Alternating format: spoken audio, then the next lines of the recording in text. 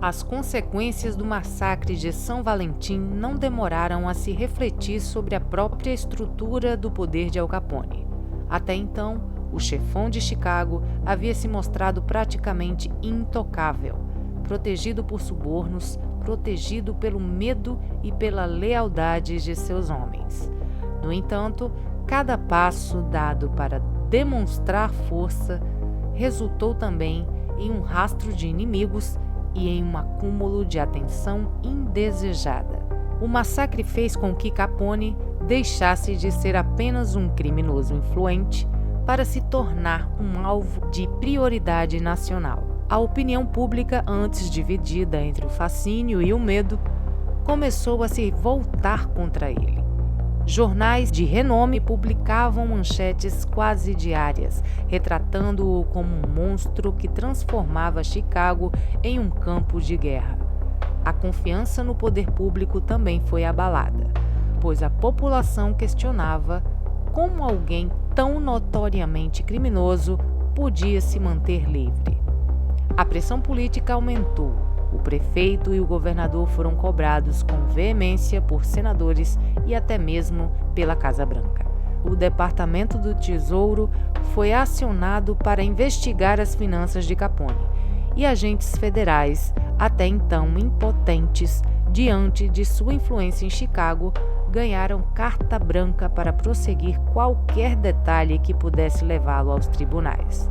Curiosamente, não foram as metralhadoras nem o sangue nas calçadas que minaram a sua autoridade, mas o silêncio dos números. Capone, o homem que sempre se gabava de controlar os políticos e comprar a lei, jamais imaginou que seria a contabilidade a expor a sua vulnerabilidade. Iniciava-se assim o desmoronamento de um império que parecia invencível. Esse foi o começo do fim. A força do Estado, antes dispersa e hesitante, encontrou um ponto de ataque. Capone continuava temido nas ruas, mas nos bastidores, uma rede de investigadores já alinhava as provas que dariam início à sua derrota. Como investigadora, aprendi que todo o império construído sobre violência e corrupção, cedo ou tarde, começa a ruir. O reinado de Al Capone não foi exceção. Depois do massacre de São Valentim, a pressão sobre o chefão do crime aumentou consideravelmente. A população, antes intimidada, passou a se revoltar com o derramamento de sangue. Os jornais estampavam diariamente crimes atribuídos ao seu bando, e a opinião política se voltou contra ele. Já não era mais possível ignorar a fúria que crescia nas ruas de Chicago. Mas a verdadeira fraqueza de Capone não estava nas armas ou no álcool contrabandeado. O ponto decisivo foi o dinheiro. O governo federal percebeu que, se não podia incriminá-lo facilmente por assassinato ou extorsão, poderia atingi-lo em um outro campo: os impostos. Enquanto seus homens escapavam das acusações por falta de provas ou testemunhas aterrorizadas, os registros financeiros eram frios e implacáveis. O Tesouro Nacional, liderado por investigadores dedicados, começou a reunir evidências de que Capone não declarava sua fortuna. Cada cassino clandestino, cada bar ilegal, cada suborno, tudo era dinheiro não registrado. A estratégia era clara: derrubar o homem mais temido de Chicago, não com balas, mas com números. Ao mesmo tempo, a saúde de Capone começou a dar sinais de fraqueza e doenças contraídas anos antes começaram a se agravar e sua paranoia aumentava. Cercado por inimigos, vigiado pela lei, ele não confiava em ninguém. Foi nesse cenário de um império aparentemente inabalável que se ergueram as primeiras rachaduras. A cidade que antes temia seu nome agora guardava com expectativa a sua queda.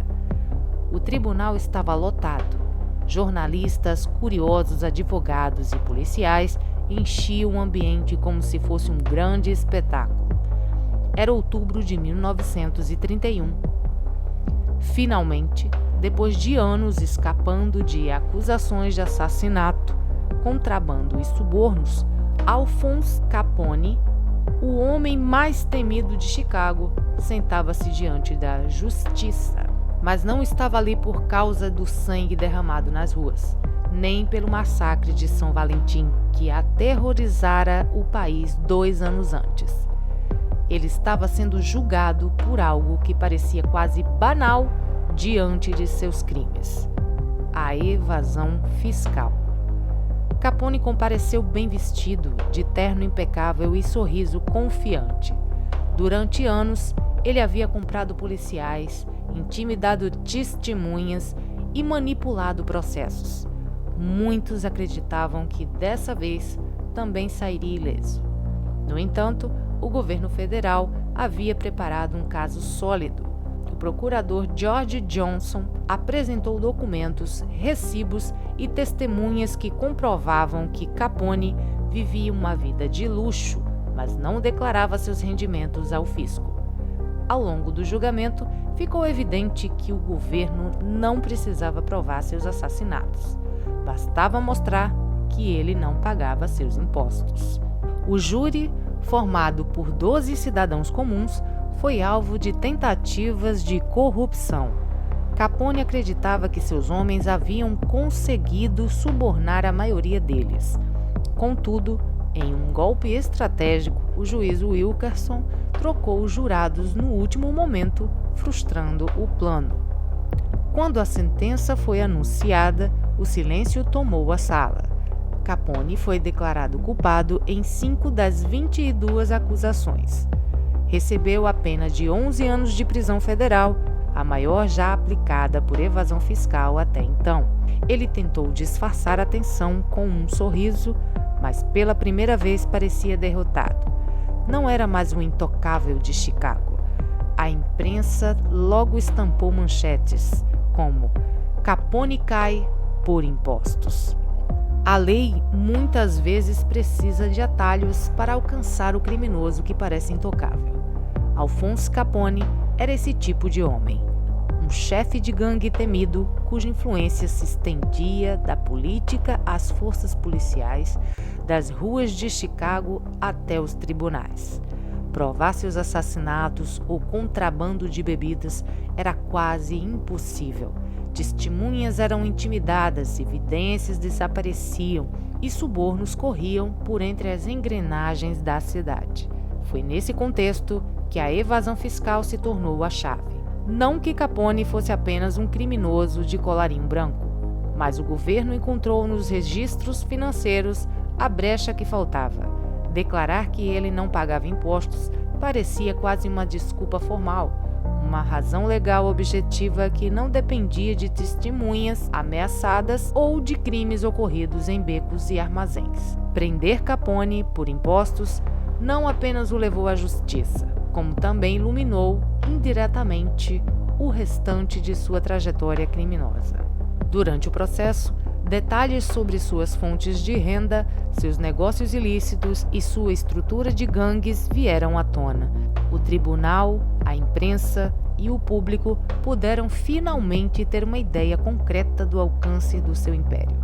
Bares clandestinos, jogos de azar, casas de prostituição e a rede de subornos que sustentava seu poder.